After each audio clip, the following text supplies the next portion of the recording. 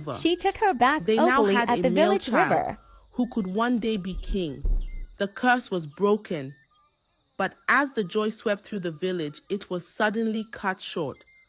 Two men covered in blood and holding sharp weapons stumbled into the square. They were the same men who had been sent by Muna, and they had come to finish the job after taking the life of Akiti. The villagers froze in fear, but before the men could act, a group of strong young villagers quickly overpowered them.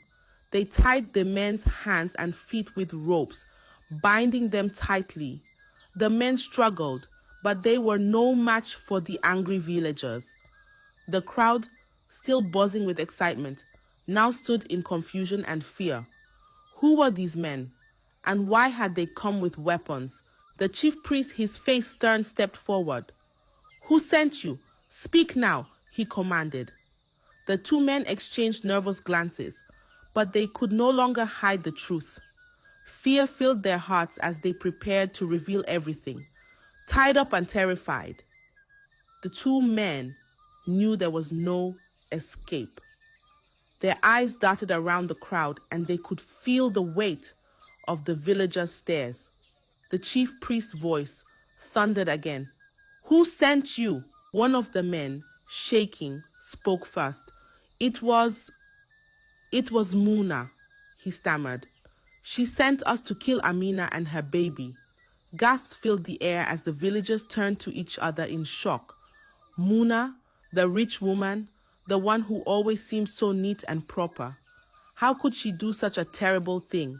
The second man, his voice trembling, added, "She feared that Amina's baby boy would take the place of her son as the future king. She didn't want anyone else to have a boy, so she ordered us to kill them." The villagers were stunned. Their hearts sank as the truth settled in. Muna, the woman they had admired for her wealth and neatness, had plotted such wickedness.